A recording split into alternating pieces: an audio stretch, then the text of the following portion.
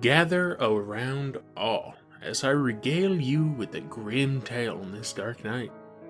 A tale of abuse and overcoming. A tale of power and corruption. A tale of life and death. And most importantly of all, hope. Listen all to the tale of Mon Kal, master and victim of death. Mon Kal was said to be a human boy born somewhere between the years 390 and 400 KC in the city of Paler's Point on the western continent of Marana. Mon Kal was born to Helot parents, something of a slave, the practice of which is still kept in that distant land. His owner was the Kokaran priestess Marshilvino. Marshil was known to be a devout worshipper of the twin gods and a harsh taskmaster. It is said that even from a young age, Marshil would beat the poor boy close to the edge of death, leaving many around Marshil to see her as a bad master, who didn't know how to raise her helots, which, of course, infuriated the priestess even more, taking it out on the young Mon Kal. In Paler's Point, Marshil owned and ran an orphanage for misplaced elven children called the Choice of Kindness. Mon Kal was raised with other orphans until the age of 8, when he was put to work as a human helot. At the age of 13, Mon Kal's natural arcane abilities was starting to show, causing Marshil to start treating Mon Kal differently in some regards. She'd spend time teaching Mon Kal how to use his arcane abilities, although cruelly, the lessons were taught nonetheless. It has been recorded that after Mon Kal had become adept at his innate magical abilities, Marshil began bringing Mon Kal down to the orphanage's sublevel. It wouldn't be until much later that anyone found out what was in that sublevel.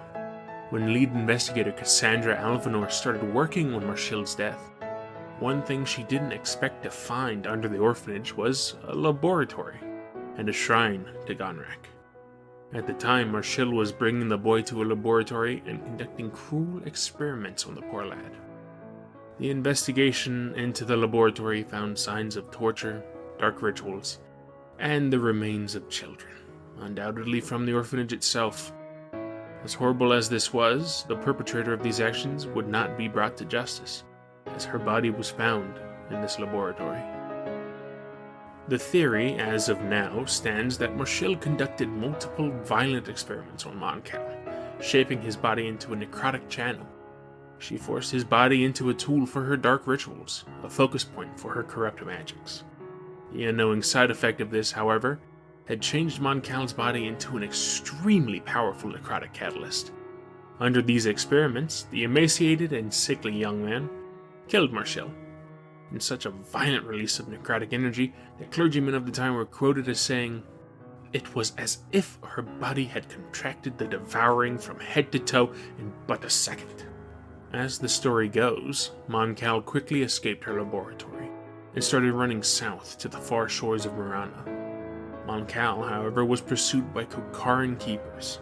They pursued him to the town of Krakenswatch, where an altercation took place and the 3 keepers were killed by the young mage.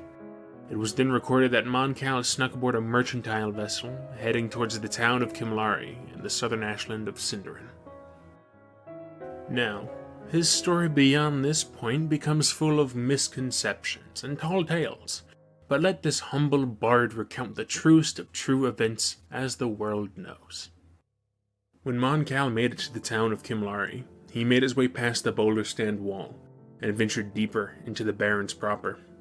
Only truly desperate situations would drive someone to willingly travel in those ashen, defiled lands. It is said he carved out a home in the mountains, deep in the crags, and that he even captured a rock zephyr and made it do his bidding.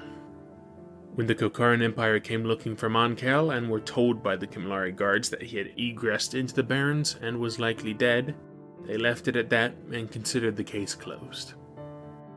Little did anyone know that Mon Kal was out in the ashen wastes, working and subjugating tribes of mad ash goblins to enact his will. He had them build a great castle out of the darkened stone, soaring hundreds of feet into the sky, with such preposterous geometry and proportions that the presence of magic seemed all but necessary for its construction. Mon Kal had constructed stone guardians and incarnated them with a weak facsimile of life. The power of Mon Kal only seemed to grow the longer he stayed out in the wastes.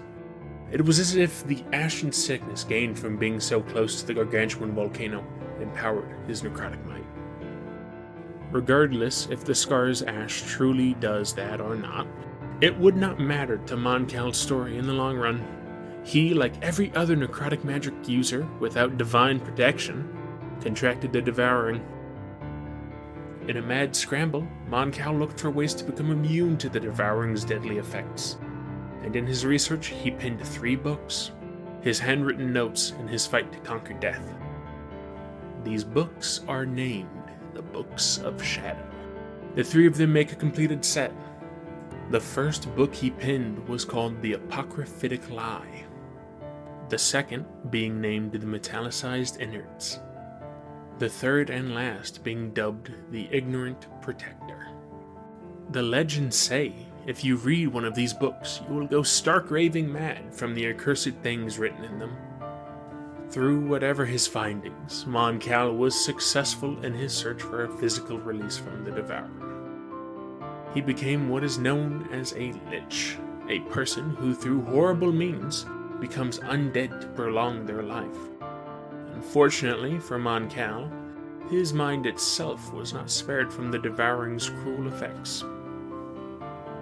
It is said that Mon Kal had been in his ashen fortress for nearly 2,000 years, struggling to keep his power and madness in check, when one day he assaulted the town of Kimlari. He unleashed his horde of stone warriors and mutated ashen goblins on the unprepared dwarves. Unfortunately, the city of Kimlari was destroyed, with very few surviving. With his horde, Mon Kal began his march across the Quelling Dam, where the dwarves of Talheim met his forces in the middle. The battle was bloody, and would have surely been a failure if not for the Flame of Eris championing against Mon Kal's villainous horde. With the mad Lich's tail between his legs, he and his broken army fled back into the Barrens, and the resilient Soot dwarves came back and rebuilt like they always have. Upon returning to his ashen fortress, Mon Kal gained a moment of sanity, be it by divine intervention or truly the little flame of humanity left inside of him. He decided to encase himself in a tomb of amber for the safety of the world. Before he did so, however, he hid his Books of Shadow across all of Naris, so that none could gather all 3 and release him from his amber tomb and threaten the world. However, there are those who, like some raving lunatics, wish to release him against his wishes and turn him and his corruptions upon the world once more. They desperately search for his books, so if you ever were to find one, it would be best to bury it and move along, wiping the very memory from your mind. Let this tale be a reminder of the undying flame of humanity in all of us, and that such magic is not to be trifled with. If someone who was so corrupted by the heartless cruelty of this world could find a sliver of goodness in his own darkened heart, it's my personal belief that we could all find that same bit of good and spread generosity to one another. For our lives will hopefully never be quite as bad. So thank you for listening to my tale, and generously sparing me a copper.